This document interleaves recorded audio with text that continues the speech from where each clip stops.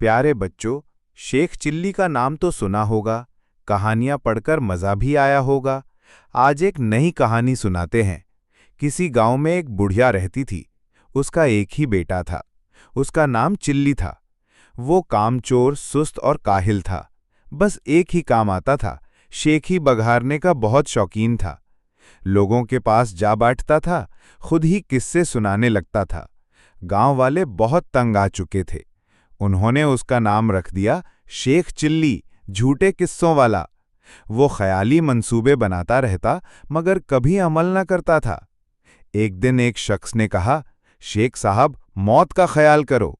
यह सुनकर वो डर गया, सोचने लगा मौत आने वाली है। उसने कब्र खुदवाई और लेट गया। 6 दिन गुजर गए, कुछ ना हुआ। 7वें दिन एक आवाज सुनाई दी, अंडों की टोकरी मेरे घर लाओ, अल्लाह का नेक बंदा हो तो आओ, मैं एक अशरफी दूंगा। ये सुनकर फौरन बाहर निकल आया, अंडों की टोकरी सर पर रख ली।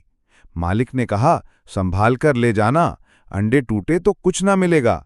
शेख चिल्ली ने फख्र से कहा, मैं मामूली आदमी नहीं हूं, पूरा गांव मुझे जानता है। वो ख्याली पुलाव पकाने लगा, अशरफी से मुर्गी खरीदूंगा, मुर्गी अंडे देगी, बेच दूंगा। अंडों से बकरी लूंगा, अच्छी सी, बकरी बच्चे देगी, मैं बेचूंगा। फिर गाय खरीदूंगा, दूध मिलेगा, मेरे बच्चे दूध मांगेंगे, दूंगा। इतना कहकर हाथ हटा लिए। टोकरी गिरी, अंडे टूट गए। मालिक चीखा, हाय मेरे अंडे। शेख चिल्ली रोने लगा, हाय मेरे बच्चे। लोगों ने कहा, शादी तो हुई नहीं, बच्चे कहां से आ गए तुम्हारे? अंडों का हर्जाना देना पड़ेगा। बात मां तक जा पहुंची। मां ने आकर रकम अदा की। यूं शेख चिल्ली की जान बची।